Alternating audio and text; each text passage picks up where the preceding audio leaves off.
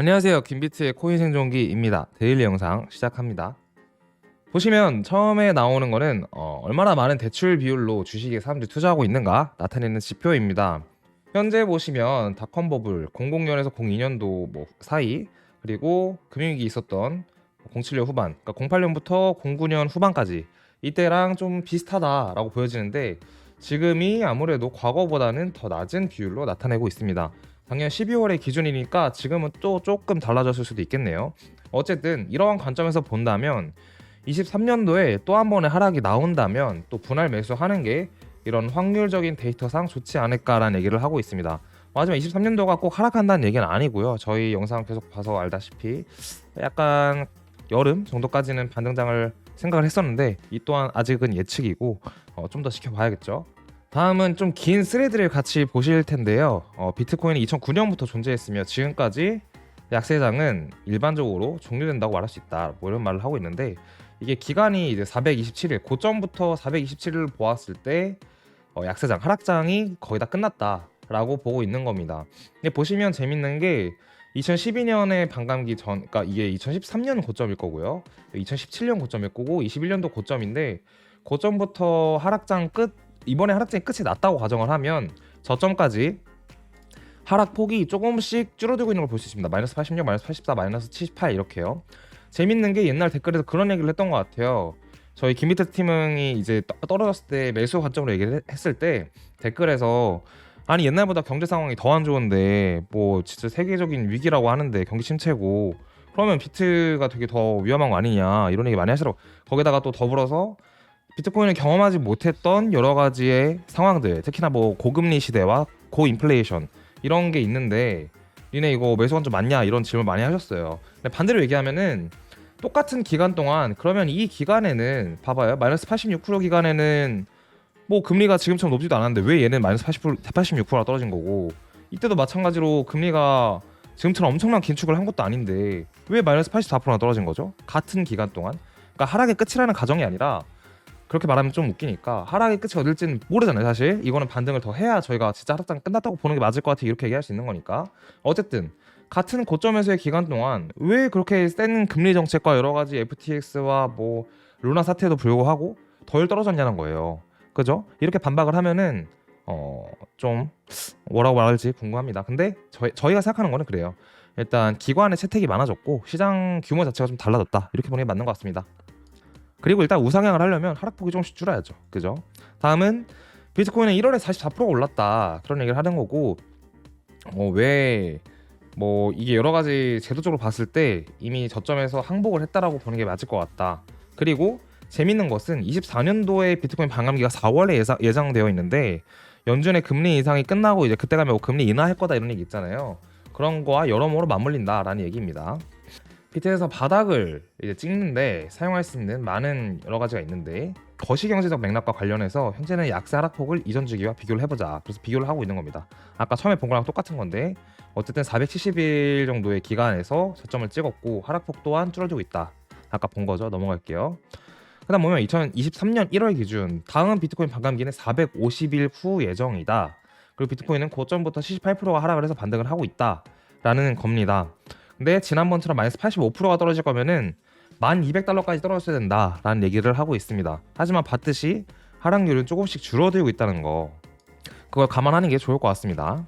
비트코인 자체가 강세를 얻으려면 제일 중요한 것은 유동성이라는 얘기인데요. 유동성이 뭐냐? 그러니까 지금 각국 중앙은행들에서 돈을 회수해가는 고금리 정책과 긴축 정책을 하고 있잖아요.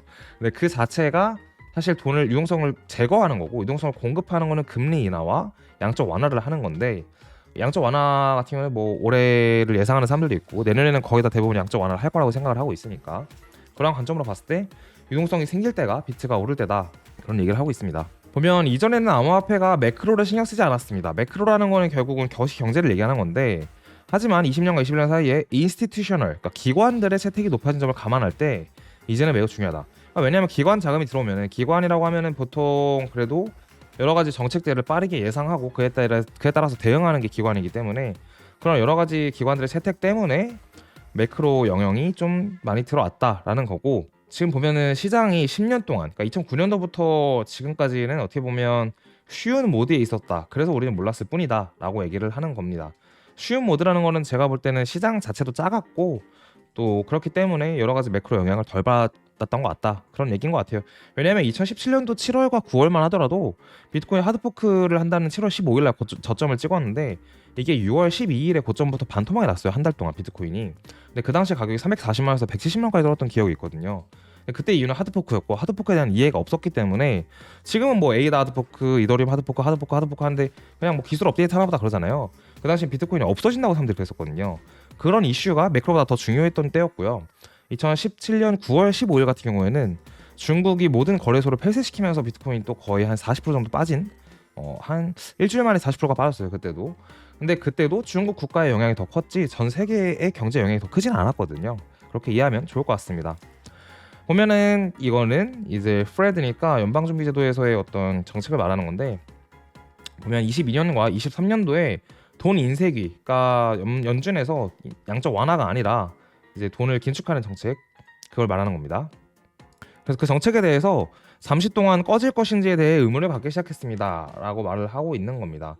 그게 아마 여기로 보면 이런 구간이 될 것 같아요. 이런 구간 동안 금리를 동결을 하면서 이제 돈을 더 찍지 않고 대신 금리 인상도 하지 않고 이제 이러한 걸 얘기를 하는 것 같은데, 어쨌든 지금 예상하는 거는 기준금리를 5%대까지 올리고 나서 동결을 할 걸로 보고 있고, 이 5%는 3월 FOMC 3월 22일에 있죠. 그때 금리를 0.25%를 또 올리면 5%가 되니까 거기서부터 중단할 가능성이 있다라고 보고 있는 겁니다.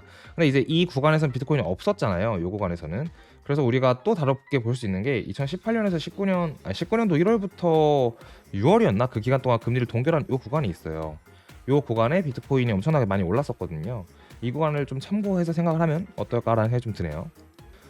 그래서 이 사람이 말하는 거는 상승세 자체가 지금 끝났다는 건 얘기하는 게 아니다. 그러니까 처음에 얘기한 거는 22년도와 23년도에 대한 여러 가지 얘기를 하면서 뭐 더 떨어질 수도 있다는 얘기도 했었는데, 그게 아니라 여러 가지 공격적인 긴축으로 인해서 조심할 필요는 있고, 근데 유동성이라는 게 어떻게 공급이 될지 모르기 때문에 중요하다. 그리고 그것보다 현재보다 중요한 거는 결국 매크로 사이클과 다르지 않다고 했는데, 앞에서 말한 매크로 사이클과 또 24년도 내년에 있는 비트코인 반감기가 일맥상통하기 때문에, 또 내년에 유동성이 풀리고 비트코인 반감기 때문에 24년도가 되게 좋을 거다, 이런 얘기를 하고 있는 거거든요. 그렇게 보시면 좋을 것 같습니다.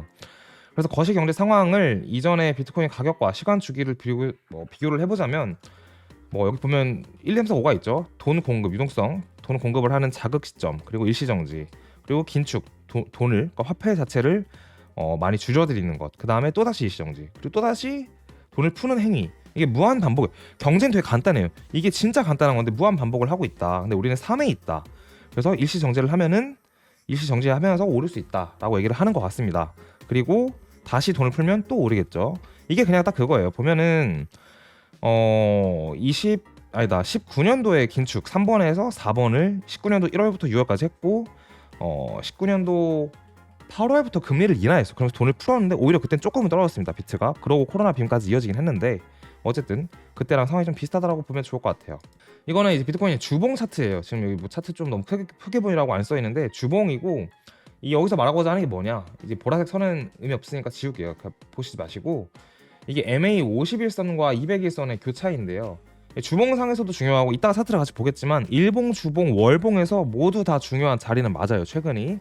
무슨 말이냐면 이 아래에 자주색 선이 MA 51선이고 위에 노란색이 아마 200일선일 텐데, 이게 무슨 말이냐면 단기의 봉이 장기의 봉을 넘어서는 순간이 단기적으로 더 이 이동평균선을 좀 좋게 돌렸다라는 표현을 하는데, 단기적으로 좀 더 좋게 보는 거잖아요. 단기가 중기를 넘어섰으니까, 일단 중장기를, 그죠? 그러면은 추세 자체가 단기적으로 더 세다라고 표현할 수 있는 건데, MA 200일선 자체를 좀 시장에서 중요하게 보는 경향이 있기 때문에 이번 주가 흥미롭다. 이게 지난주에 글이니까 이번 주가 흥미로울 거다라는 얘기입니다. 마지막 오늘 PT인데요. 보면은 비트코인의 채널 자체가 이렇게 그려져 있는데, 이 채널에서 보면 이게 뭐 신빙성이 높지는 않은 것 같아요. 이 채널 안에서 지금 중기 채널에서 가운데에서 저항을 맞고 떨어졌다 다시 오를 거다, 뭐 이런 얘기가 있습니다. 결과적으로 하는 말은 3만 달러 위로 갈 거다라는 얘기인데, 디센딩 자체 이런 채널을 본다는 것 자체가 의미가 또 없진 않으니까 가져왔습니다. 자, 그럼 차트를 함께 보시겠습니다. 네, 차트인데요. 앞에서 내용을 좀 속사포로 하는 바람에 차트를 같이 보면 좋겠네요. 보시면 4시간 차트예요. 되게 어지럽고 복잡한데 그냥 그렇게 막 그렇게 생각하지 마십시오. 간단하게 보여드리겠습니다. 보시면 요 초록색, 두 번째 위에 초록색, 맨 위에 초록색 세 가지만 볼게요. 그리고 보라색 선까지. 어쨌든 수요일 날 영상 또 찍을 거니까 오늘 기준으로 말씀드리겠습니다. 일봉을 보게 된다면 하단 초록색 선과 이 상단 초록색 선을 같이 보게 되면요, 확장 채널에 있다라고 보면 좋을 것 같아요. 상단은 저항이고 하단은 지지가 되고 있는 모습이고, 따라서 반등 장세가 올 수 있다라고 보면 좋을 것 같습니다. 그죠? 그리고 일봉상에서는 이 빨간색 MA21선의 지지를 어제 받았다라고 봐도 될 것 같습니다. 아까 본 차트와 비슷하게 주봉으로 함께 보시게 되면요, 다 차트를 잠깐 지우면 뭘 얘기하냐, 요게 MA51선이고 이 검은색 선이 MA201선입니다. 두 가지가 교차하는 시점이 중요한 건데, 결국은 이 검은색 선이 파란색 위로 올라가는 게 데드크로스라서 주봉상에서 데드크로스가 뜨면 좋은 건 아니에요. 이게 무슨 말이냐, 이걸 비트 스탬프 가장 오래된 거래소 차트를 보면 한 번도 이 검은색 선이 파란색 선 위로 올라간 적이 없습니다. 그래서 가장 좋은 시나리오는 올라가더라도 혹은 뽀뽀를 하더라도 다시 빠르게 반등을 이번 주에 주거나 다음 주에 주면 이 파란색 선의 기울기가 다시 U자로 꺾이면서 올라갈 거예요. 얘는 상대적으로 이렇게 그냥 일자로 갈 거고요, 오른쪽으로. 그런 모양을 만드는 게 제일 중요하고, 따라서 이 구간이 한 번에 저항이 될 수 있다는 가정을 하게 된다면 25,000달러 부근이 조정을 또 한번 받을 수 있는 조심스러운 자리이다라고 볼 수 있는데, 마침 25,000달러가 어디냐, 지난 8월의 이 꼬리 고점과 일맥상통하는 자리다 라고 보면 좋을 것 같습니다.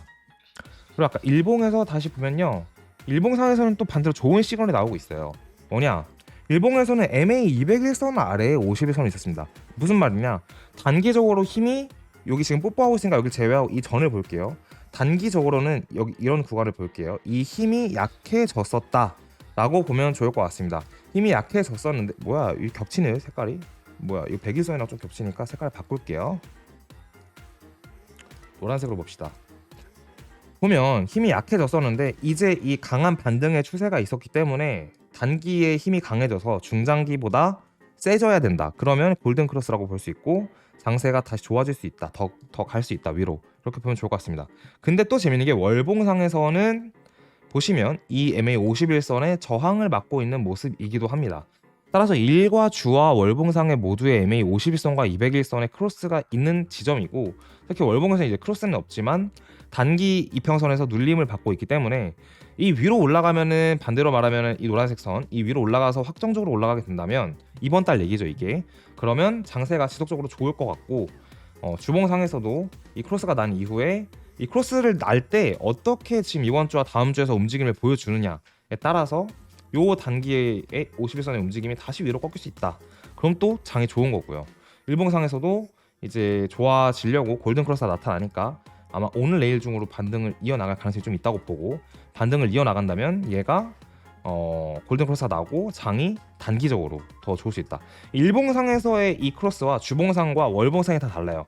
일봉상에서 크로스가 나면은 더 단기적인 거고, 주봉상에서 크로스가 나면은 그래도 그 주봉으로 하여금 한 달을 조금 볼 수 있는 거고, 월봉에서 크로스가 나면 적어도 한 분기 아니면 두 분기 정도를 어떻게 안심할 수 있다거나 이런 식으로 생각을 할 수 있는 거죠.